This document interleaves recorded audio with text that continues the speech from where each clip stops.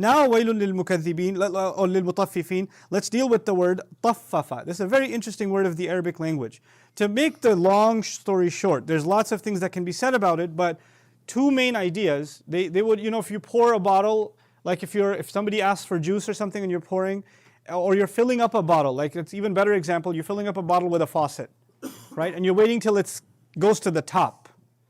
And if it gets to the top and the part that spills over a little bit before you stop the faucet, that's actually called tifaf.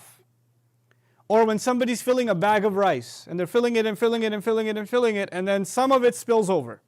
That's tifaf. Or I was with my kids at a pizza place today, and because Ramadan's coming, so might as well eat fat food. But anyway, so we're pouring some garlic, astaghfirullah. And the sprinkle has some grains on top. That's called tifaf, the stuff on top. Okay? Now, the word mutaffif, taffafa means to take a little extra on the top, to have some extra, or to remove some extra from the top, just a little bit. And the idea of tatfif, because taffafa, the fa'ala form for the Arabic students here, when you say things like qashara in the Arabic language, or qadda, or qarrada. These are words in which you don't enhance, but you also decrease. In other words, taffafa could mean to take a little extra or to give a little extra. It's one of those two things, okay? To give a little extra, to take a little extra. Now, how does this work? It actually is, if I were to imagine an ancient store or ancient grocer who sells flour, who sells rice, and somebody gives him a bag, fill this rice for me. And he's going to charge by the bag, right? So when the bag fills up, he has this kind of knife-looking thing. It's flat, and he scrapes it off the top so he can close it, right?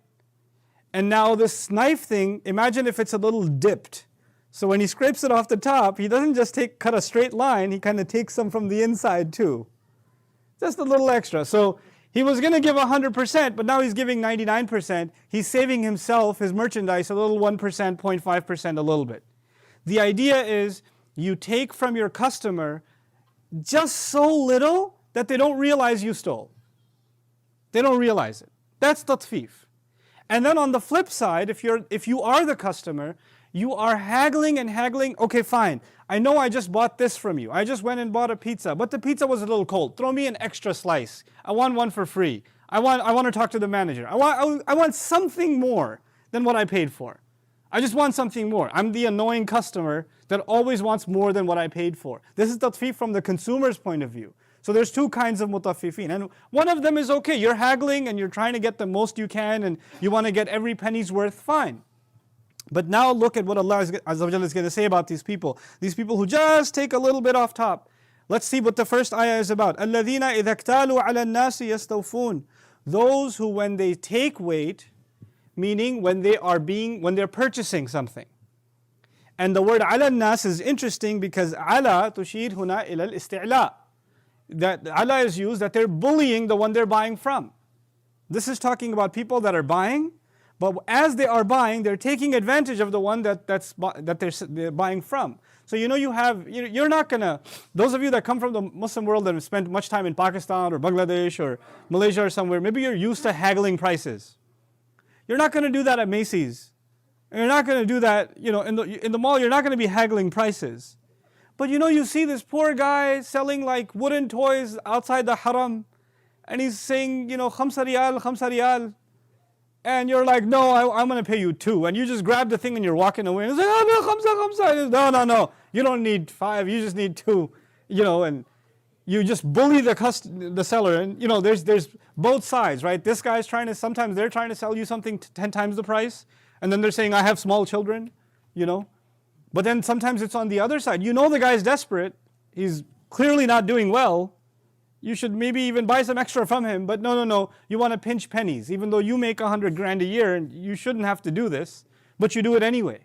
This is iktalu ala nas, to bully people when you know the one that's selling is in a desperate situation. But let's expand this a little bit for our times. We're not just talking about ancient markets and people walking down the street and somebody peddling small toys to them. Today you have situations where there are farmers that have to sell their crop at subsidized prices. Or you have people that are manufacturing and the buyer comes in and says, well, I can just get much cheaper from abroad or somewhere else, and now you're barely making anything because your customer is bullying you into just thinning your margins to barely you can't even survive, even below market rate. Right? And if you don't sell it to them at that price, they'll just go and get it from somewhere where they can get children's labor and there are no labor laws, and get it done in factories where there are corrupt governments, and they can get the same product done for half the price or a tenth of the price. What do they care? So long as they don't get caught legally, so long as the judge isn't after them or the taxman's not going to come after them, they can get their product from somewhere else. So using this kind of leverage to squeeze people when they're selling something to you, to reduce them bone dry. That's also tatfif as a consumer. And that's why the word ala here is actually used in the form of bullying. The ancient form of bullying also used to be that you have people like corrupt police officers or gangsters and things like that, and they'll just walk in and take whatever. They'll just take the chai and start drinking it and give you like nothing, almost nothing or nothing at all, and say, what are you going to do? Like they deserve it. The idea of, sellers being bullied by somebody is captured in الَّذِينَ إِذَا اكْتَالُوا عَلَى النَّاسِ. Then the word is يَسْتَوْفُونَ. They try and they want to get every last bit that they paid for, every little thing they want to collect. And they're really keen about that. There are some of you maybe not. I'm not a good consumer. I'm really not. If I buy something and it was defective, I think 1,000 times, am I going to go back and stand in the line for returns? But there are some people, mashallah, they've got the stamina to stand 5 hours in that line and haggle the thing and get a brand new one and get the manager to apologize and give them a gift certificate for life or something. Like there are some people like that. They really want to get what they paid for, and they'll fight tooth and nail. They'll stay on the line, 800 number, listening to hypnotic elevator music, but they'll stay on it because they want to get their rights, But if that is the case, which is fine, الَّذِينَ إِذَا اكْتَالُوا عَلَى النَّاسِ يَسْتَوْفُونَ, fine. But then what about the other side? وَإِذَا كَالُوهُمْ أَوْ وَزَنُوهُمْ يُخْسِرُونَ. This is where the criticism actually comes in. If you want to be someone who wants everything they deserve, you want 100% as a customer, fine. If you're so interested in receiving as a customer, you should be equally committed to giving to your customer. You're giving also. Now this, so far it seems, even though I haven't gone into detail in ayah number 3, it might seem like this is only talking about people that buy and sell. But actually, كُلُّ نَفْسٍ بَائِعٌ نَفْسَهُ. كُلُّ إِنسان. Every person sells himself. When you go to work, when you go in your job, if you have a 9-to-5 job, in those hours you sold your time to your employer. He bought it from you. He or she, that company, they bought your time. And that time you owe to them because they're paying you for that service. If you're sitting in that time and you're not doing the work that you're supposed to do, or you're skimming, or you're extending, there are some people who are hired contractors. And if you have a contract and it expires in 3 months, or they have a deadline you have to finish, you keep slowing down the work so they extend the contract, you get paid more. You're doing tatfif. You don't have to have a bag of rice and a weighing machine to do tatfif. You can just cheat people in service agreements. You can shortchange people in providing them the best advice, counseling, medical services, whatever else. This is a kind of tatfif also. Now Allah says, وَإِذَا كَالُوهُمْ أَوْ وَزَنُوهُمْ يُخْسِرُونَ. It's an amazing ayah. He says, and when they weigh for them, 2 words were used, kalu and wazanu. The difference between them is really interesting. The word iktiyal or kail is used for large quantities, and wazan was used also for weighing currency, because sometimes they don't know what the silver coin is worth, because they're not all minted exactly the same size as manual work, so they'd weigh it. And now they know what the silver is actually worth, or the gold coin is actually worth, okay? So, but of course, they're not going to have a huge weighing machine for the gold coin or silver coin. There's not going to be that many of them. But for the rice and the flour and the wheat and all of that, they're going to have larger devices.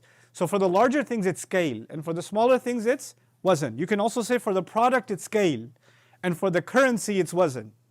So, because you take the product and you give the currency. So both of those things are being weighed. Now, on this, Allah Azza wa Jalla says, وَإِذَا كَالُوهُمْ أَوْ وَزَنُوهُمْ. The expected Arabic, the fuller version of this is إِذَا كَالُوا لَهُمْ أَوْ وَزَنُوا لَهُمْ. If they weigh for them, and or evaluate for them. But the word used, قَالُوهُمْ and وَزَنُوهُمْ, the lam is missing. And when the lam is missing, it's an interesting thing. It might even indicate that the buyer's rights have been taken away. Al-lamu lil-istihqaq, when somebody deserves something. So now by removing the lam, Allah is actually saying these are the people who don't give their customers what they deserve. That's one of the beauties of the word, the lam. Hey guys, you just watched a small clip of me explaining the Quran in depth as part of the Deeper Look series. Studying the Quran in depth can seem like a really intimidating thing that's only meant for scholars. Our job at Bayyinah is to make deeper study of the Quran accessible and easy for all of you. So take us up on that challenge. Join us for this study, the Deeper Look of the Quran, for this surah and many other surahs on BayyinahTV.com under the Deeper Look section.